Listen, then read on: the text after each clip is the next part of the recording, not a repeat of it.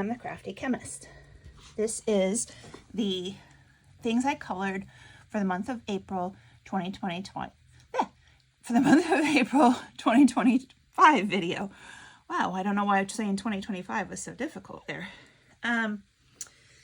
So I decided to do this video a little bit different and go in order with my books from my least favorite pictures to my most favorite, just because normally I go in the order that I completed them, and sometimes it's kind of random. And I always keep track of what order I did things in, and sometimes when I started it, when I finished it, just to give me an idea, and the materials that I used for it. So for this month, I have completed 12 total pages, and I have one whip that is downstairs where I sit. I colored in 5 previously untouched books. Now, 3 of them were ones that I got for my birthday. So I did get some new supplies. I got Shooting Star by Maria Trolle, Fairy Nightmares and Fantasy Forest from the Mythographic and Mythagoria. And then I got the Lang Hao gel pens that everybody's raved about, and I got those off of Temu. Actually, some of my first stuff is stuff I'll show you that I colored with it just to try them out. It's not part of my favorite pages. So my least favorite page this month was in Color by Dots. It was a whip from last month that I finished. And it's not that I dislike this book or this image, but it just doesn't work out with the Ohuhu brush markers that I used to complete it. Let's see, this is a tall book, so I'm going to zoom this out just a little bit so that we can see the whole thing. I do like about this book that they have this color key here that I can match my markers up with those colors. And I think I might actually try this with the gel pens, because there is one a couple pages in that I want to do in the month of May. And yeah, this one here. And the reason that I want to do it in the month of May is it'll come out in a video later, but I think that gel pens would actually work pretty good on this as long as you find the right colors. I feel like, well, I was really limited on my color. So this should have been a darker color. This number 136 that I used for number 3 should have been a darker color. And then it's just really hard to get them to match the same way. This had little teeny tiny, and you can see they're little teeny tiny trapezoidal shapes in it. This book has many different shapes. So this is kind of like, well, it has the shapes over at the side, so it has these little like fan shapes and then the shapes to go in between them. This one's hexagons. So it has a lot of different shapes in the book. You know, I don't think any of them have the same shapes. I guess this is trapezoids too, but that'll be tough. This is just all circles. The book is fun. I do like it, and I will color more in it. It's just that I don't like the water-based markers in it because it was very streaky. And I originally started off, I think, just trying to color individual trapezoid shapes in there, but it was too much. And so then I had to like start going, just fill in a whole area, which made some of it imperfect and allowed there to be this streakiness. So, you know, a lesson learned. It's not like going to be a book where I'm going to be really precious with it. I found it in the cheap area of Barnes & Noble for $3, and there were enough neat images in there, and I figured I could entertain myself enough with this that I went ahead and got it. So my next page that, you know, I'm going from least favorite to most favorite is in Wildlife, which I also got at the Barnes & Noble discount area. So I paid $3 for this. I actually really like this book. I think it's really charming in some way, where all of the animals have these patterns on them and they sort of blend into their backgrounds. And I just was focusing on bunnies for some of my pages for the month. And I had this one marked as one that I wanted to do. And this is entirely done with the Lang Hao gel pens. I bought the reddish yellow, the Maillard, the blue one, and then the colorful black. And so I think these are both colorful black. These are all reddish yellow. And then this is from the like Maillard set. I didn't use the blues in here. It just didn't make sense to use the blues. I think I did this, write the date on there with the blues.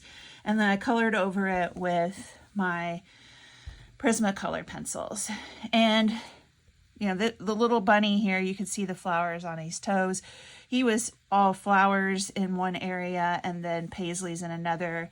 I looked up what a Japanese harlequin rabbit was. This book does tell about the animal on the neighboring page. But one thing about these gel pens is they seem to like, they have like a, I don't know, an oxidation layer, I guess is the best way to say it. You know how like when paint has oxidized on a wall and you rub your hand over it, you get some of that color. It took a while for that to go away, and even though this book sat open for days, you can see that it transferred color to the other page. I don't know if I'll continue to use these this way. It just was, it seemed fun at the time, and so that's why I used it on this book. And again, it's not something that I'm going to be really precious about, but I really like the pictures in it. So I think it'll be a lot of fun to color in and just open it up and kind of it says mindful. It is actually very mindless because there's so much stuff and you can just kind of, you can do the details or not. I like how it is here on the cover, and then in the back, I think it was in the back, somewhere there was another page that they had colored in, I guess. Maybe I'm just, you know, misremembering. I don't know. Oh, that's on the very, very back, duh. So I like this. I like how this horse was done. And I just like how there's flowers mixed in there. And I don't know. It's charming, I think. And I was really happy to get it for $3. So this was another book that I colored in and finished the first page in. Next up is from another new book, another first page finished. I actually really like this page, but you know, when you're trying to put things in order of what you like to, from least to most, everything gets in an order. So this one is from a Mythagoria book, Fairy Nightmares. I'm not going to spend a whole lot of time talking about it because I'm going to do a separate video of Gore of the Month. And this one, I have no idea, maybe a wraith, I don't know. I used, let's see, what did I use on it? Actually, like I said, I may not spend too much time on this, but I used Inktense Neocolor gel pens for some highlights and some Prismacolor. I just had the Prismacolor pencils downstairs, so I like this one. And I'll talk about it more later. Fairy Nightmares. Next up, I have 3 from Fairy Tales and Folklore. Again, this is a taller book, so I may need to adjust. It looks like it's pretty well in the zone. I used, this one's the first one that I did for the month, and so it's not that it's the least favorite of the 3. It's just I'm going to do these in the order that I finished them probably, or just the order they appear in the book. But this one was for Easter. It has Easter eggs here. It's not the first one I did for the month. I lie. It's just the first in the book. So I used Prismacolor, Neocolor 2, Inktense, and Bruckner Macaron on it. I am pretty sure I did the background starting with Inktense and then used the Neocolor 2 over the top of it. And I probably did Inktense for the majority of it with some Neocolor 2 and the colored pencils over the top. But I went for a really bright orange background in here. I've done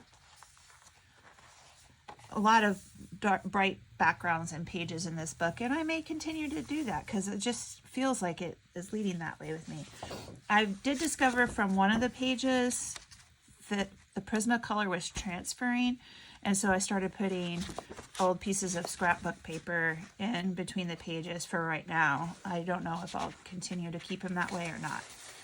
This one is actually the 3rd one of the book that I finished, and since it's the year of the snake, I wanted to do a snake page, and I really can't remember if I've done any this year or not, but Again, I use the same materials, Prismacolors, Brute Square, Brute Macaron, the Inktense, and Neocolor 2 for this. And this one actually is one of my more favorite of the pages. It's probably my favorite of the 3 in this book.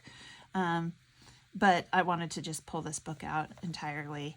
I tried to make it opal here on the little gem on the snake's head, and I really wanted a nice blue snake to pop out of there. So I really like this one. And the red flowers to pop out against the green and blue background. And then the other one I colored, I thought I had it. I didn't go in order. This is the first one I colored for the month, and this is the one where I noticed that it was transferring the pencil from one side to the other. I did the little sleeping mice with the books underneath the chair. I don't know why, I just really liked it. And I used all those same supplies, my Neocolors and Inktense and Prismacolors and the Brute Pastels pencils. So all the same things. I just had them down there with me all month, and I was kind of into using that. I did pick some sort of a color scheme for this when I did it, and I don't even remember where I found it or what the deal was. But I knew I wanted a red background and an orange chair, so I just kind of went from there. Obviously the leaves are going to be green, but so that was the third one that I did in there, and I've got 4 pages done in the Fairy Tales and Folklore by Emily Leadhall Oberg. So the next book I have here is Mythagoria, Gory Underworld. And so I've kind of decided, as I said in a video earlier, that I am not saving my gory stuff for just October. As I started looking through my books, I realized there's a lot of scary, creepy, gory stuff in books. And so why not just do it all year long? Because scary stuff doesn't happen just at Halloween. So this book, again, I'm not going to spend a whole lot of time with it, but I don't think I use Neocolor 2 in here. This one's just Inktense and Prismacolor pencils, and I believe that's actually it for it. I may have used some of the pastels, the Brute pastels. So again, not want to spend a lot of time on it, but my bunnies were a theme there, so I pulled out the bunny, and I will spend more time with it later. This one I completed, maybe I didn't write the date on this one. I was maybe thinking about putting a border around it, or just leaving it, I don't know. Next, I have another book that had nothing in it, and I also got this one for $3 from Barnes & Noble, and this is a 2-page, so I'll make sure I have plenty of room to get my 2-page out here. So this is called Passion for Japan. Another one I was like, this is so cool, how is this not sold? They had a lot of copies of it there, and it all has this sort of, let's see if I need to zoom out again, because this is a 2-page. So the book has lots of patterns kind of thing in it, and I think it's super charming, and every time I turn a page I'm like, oh, I love that. Oh, I love that. I mean, yes, I really do love this. I think it's really neat. And this, and it has some majorly detailed ones. One that I really wanted to do this month that I didn't get a chance to just because I had so many picked out is back here somewhere. Oops. This one. I mean, that will take a while. But my approach on this one, which wasn't as bad, but I liked it because it kind of looked like origami hummingbirds, and this is the time of year when the hummingbirds start coming back into the area where I live, is that they had the hummingbirds and it had the tulips, which were still blooming when I started this page. And so I wanted to do this like light blue to dark purple background. I did it mostly with Neocolor 2 for the background, and then this top part up here was the Inktense. And then I went over it with colored pencils to kind of try to smooth it out. I could not make it absolutely smooth. I can't remember if this is Inktense or Neocolor 2s. I have a feeling it's Neocolor 2s for most of this, with then Prismacolors over the top of it. And I looked up some hummingbirds from Japan for this, since this is a Japanese book, and used those as inspiration for the hummingbirds. I mean, maybe they're glass, or, you know, I don't know, glass origami. This just reminds me very much of origami. And I have loved origami since I was in 6th grade, and it was introduced to me. So this book is just like, that's beautiful.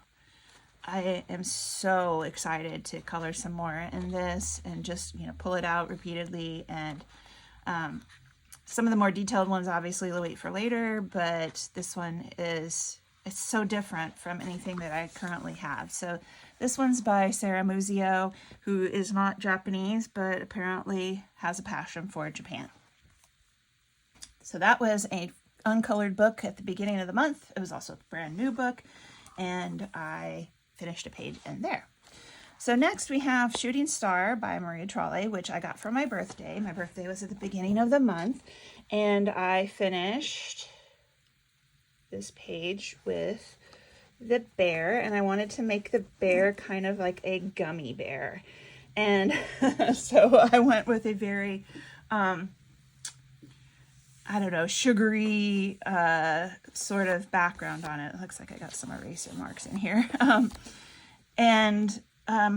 pretty happy with it. I think it's looking like a very candy kind of area. None of the trees are really green, and my clouds are blue and purple and green to stand out against the yellow sky I have.